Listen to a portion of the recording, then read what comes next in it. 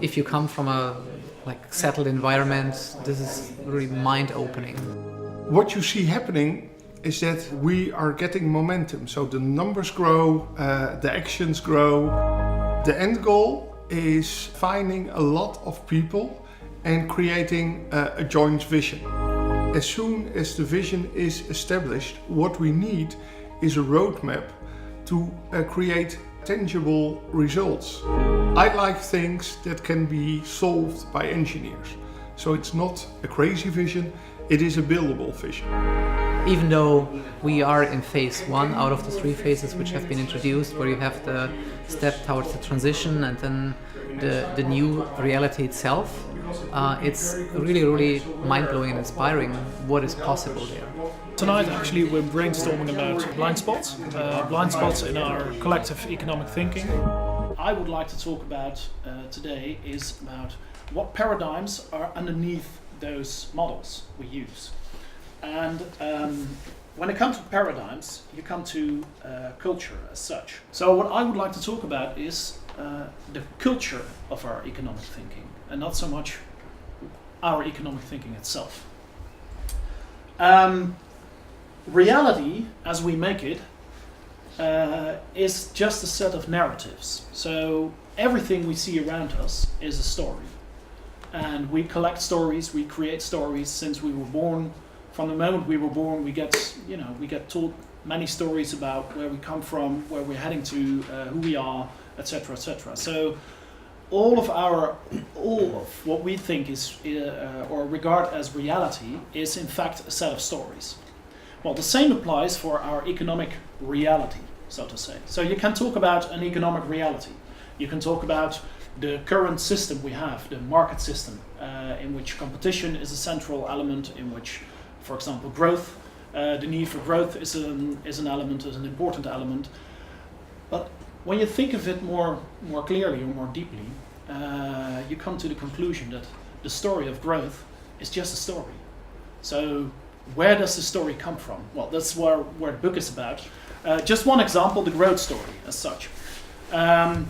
Today, most people think that growth, economic growth, is normal. That's reality. And even more, they think, more importantly maybe, or maybe even more flawed, is that many people think that we need growth to maintain a stable society, or maintain a stable economic order as we have it today. Well, actually, this is just a story, because where does this story come from? When was the story designed, if you have it? Because there's always a reason why a story is there, and why we collectively came to believe in a story, and we took it as our paradigm on which we built the model. Well, the growth story, for example, up until the early 20th century, growth was not a central factor in economic thought, not on a macro scale, at least. So there was no story or no textbook or handbook that said you need economic growth as a country, as a society, as a company to maintain stability or to become profitable or to actually be successful.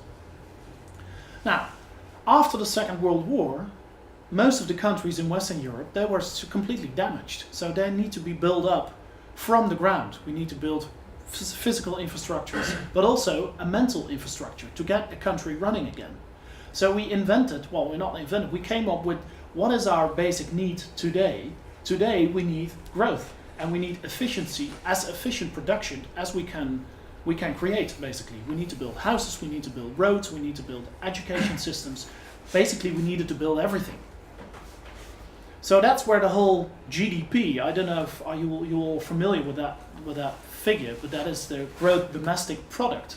It measures the scale, the size of our economy. It's a quantitative way of measuring the economy. It doesn't say anything about what we actually produce. So if a weapon company from America decides to come to the Netherlands and to hire 20,000 people here and to build a lot of weapons, macroeconomists are happy because they say, well, our GDP goes up now. So we still measure use a very archaic, if you have a measurement scale, to measure the success of our economy. We use the measurement of the 1950s, of the 1940s, because back then that was a useful figure.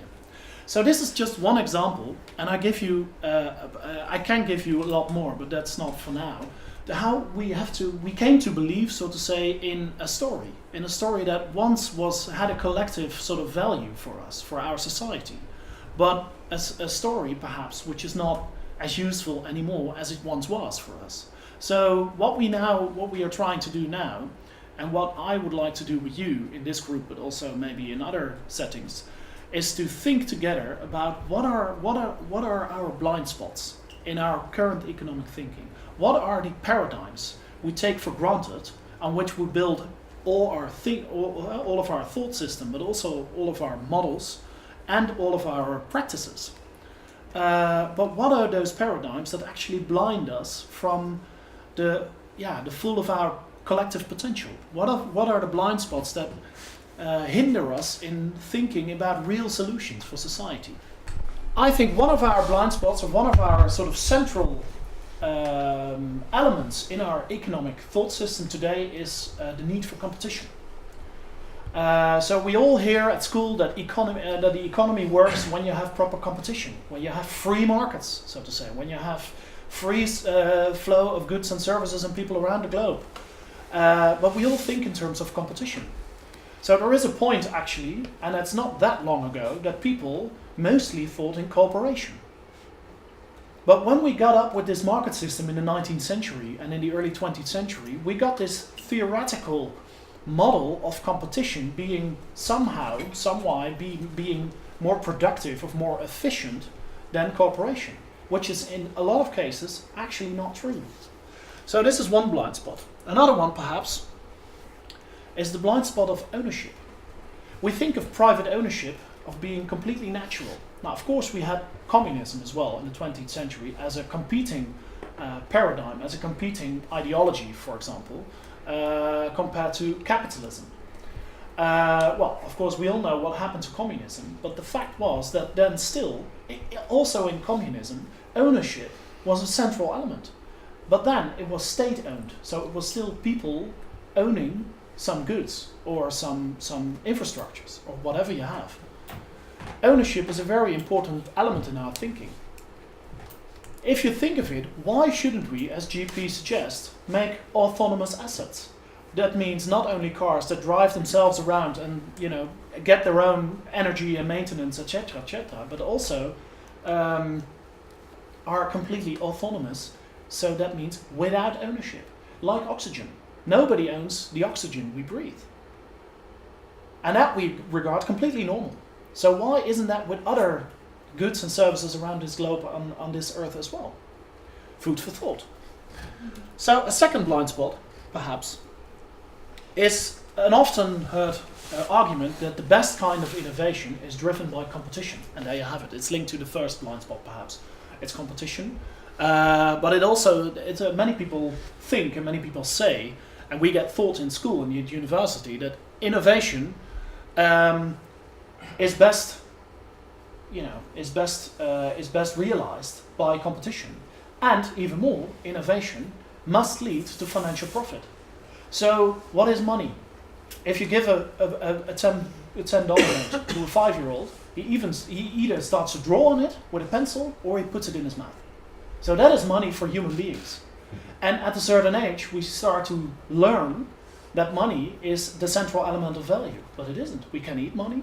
We can't have it, we can keep it, but there's nothing to do about it as long as you don't spend it.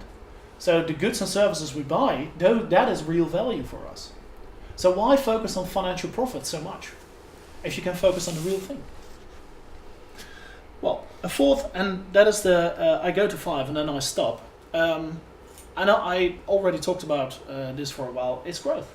Why do we need growth? Are we more happy? Are we happier with growth? With eternal growth, which is, by the way, impossible because we live on a finite earth. So why don't we stop thinking about the fact, or in this completely ridiculous narrative, that as long as we have growth, measured in quantitative measures, not even in qualitative measures, that's the real funny thing about it, is our sort of central measure of success and about creating value. And the last one is the scarcity narrative. So most people who walked on this planet before us in history, they lived in absolute poverty. Their central question every day, in every season, in every year was, how do I obtain enough food and enough shelter for me, myself and my children? As a modern society, we simply have solved that problem. We are able now today to produce enough food and to produce enough houses and infrastructure to provide every living creature in on this planet. Our main problem now is distribution, and it's maybe inequality. But it's not about scarcity as such anymore. We don't live in absolute scarcity anymore, at least most of us. And we can make it happen for all of us if we start to rethink our thought system, and if we start to develop other questions and to ask other questions, to look differently, but perhaps towards the same paradigms that we used in the past to base our models on and to base our thinking on.